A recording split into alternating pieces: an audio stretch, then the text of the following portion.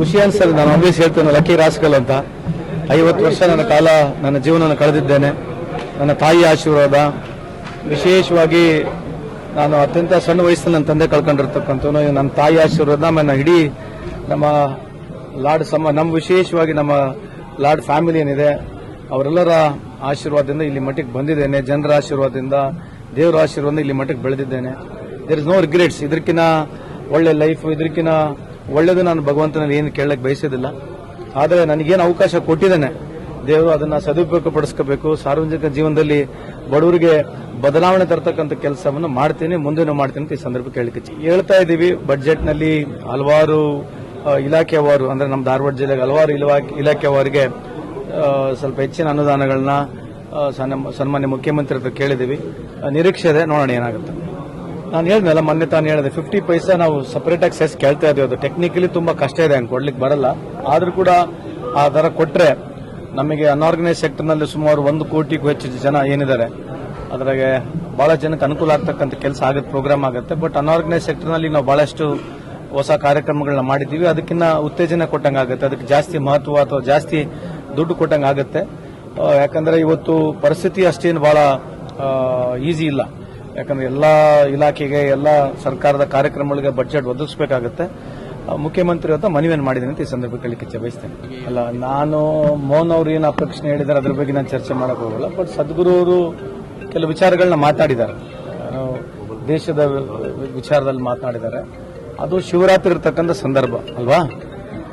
ಅದನ್ನ ಬಿಟ್ಟು ಸ್ವಲ್ಪ ಯಾಕೋ ನನಗೆ ನನ್ನ ವೈಯಕ್ತಿಕವಾಗಿ ಯಾಕೋ ಸ್ವಲ್ಪ ರಾಜಕೀಯ ಮಾತಾಡಿದಾರೆ ಅಂತ ಅನಿಸುತ್ತೆ ನನಗೆ.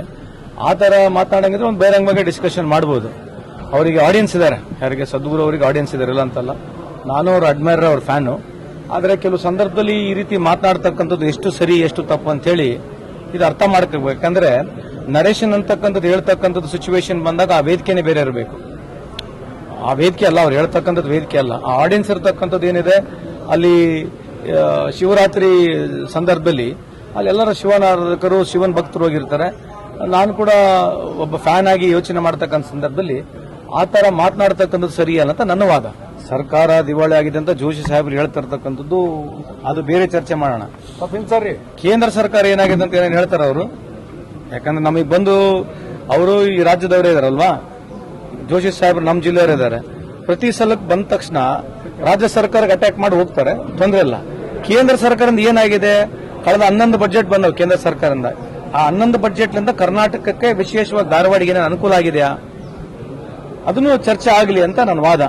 ಅವ್ರು ಹೇಳ್ತಕ್ಕಂಥದ್ದು ಏನಾದ್ರೆ 1 ತಿಂಗಳ ಲೇಟ್ ದುಡ್ಡು ಬರಲಿಲ್ಲ, 2 ತಿಂಗಳ ದುಡ್ಡು ಬರಲಿಲ್ಲ ಅಂದ ತಕ್ಷಣ ದಿವಾಳಿ ಹೋಗಿದೆ ಅಂತ ಹೇಳ್ತಾರೆ. ಕೇಂದ್ರ ಸರ್ಕಾರದ ಏನನ್ನ ಚರ್ಚೆ ಮಾಡ್ತಾರ ಕೇಳಿ. ಅದು ಈಗ ಹೇಳ್ತಾನೆ, ಈಗ ನಾವು ಯಾವ್ದು ಹೇಳಿವಿ ಯಾವ್ದು ಮಾಡಿಲ್ಲ, ಅವ್ರು ಏನ್ ಹೇಳಿದ್ರೆ ಏನ್ ಮಾಡಿಲ್ಲ ಚರ್ಚೆ ಮಾಡೋಣ ಕೇಳಿ ಅವರಿಗೆ. ಪ್ರಹ್ಲಾದ್ ಜೋಶಿ ಸಾಹೇಬ್ರು ಏನ್ ಹೇಳ್ತಿದ್ದಾರೆ, ಪ್ರಧಾನಮಂತ್ರಿ ಅವರು ಹೇಳಿರ್ತಕ್ಕಂಥ ಡೈಲಾಗು ಒಂದು ವಿಡಿಯೋ ರೆಕಾರ್ಡಿಂಗ್ ತೋರಿಸ್ಬಿಡೋಣ ನಾವು. ಯಾರಿಗೆ? ಜೋಶಿ ಸಾಹೇಬ್ರಿ. ಪ್ರಧಾನಮಂತ್ರಿ ಹಾಕಿನ ಮುಂಚೆ ಇಲ್ಲಿವರೆಗೆ ಏನೇನು ಭಾಷಣ ಮಾಡಿದಾರೆ ಅದೆಲ್ಲ ಒಂದು ಸೈಡಿಗೆ ಇಟ್ಟು ಅದ್ರ ಬಗ್ಗೆ ಅವರೇ ಉತ್ತರ ಕೊಡ್ತಾರೆ, ಕೇಳ್ಬಿಡೋಣ. ಯಾರು ದಪ್ಪ ಚರ್ಮದವರು, ಯಾರು ಪ್ರಪಂಚದ ಅತಿ ಸುಳ್ಳು ಹೇಳ್ತಕ್ಕಂಥವ್ರು, ಅದ್ರ ಬಗ್ಗೆ ಚರ್ಚೆ ಬೇಕಾದ್ರೆ ಮಾಡೋಣ, ಕೇಳಿ ನೋಡ್ರಿ ಅವರಿಗೆ.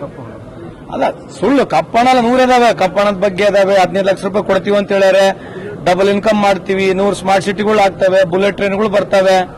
ಅರ್ಥ ಆಯ್ತಲ್ಲ, ಇಂಥವು 100 ಹೇಳಿರ್ತಕ್ಕಂಥದ್ದು ಇಷ್ಟಕ್ಕೆಲ್ಲ ಇನ್ನ ಬಾಳೆ ಐತೆ.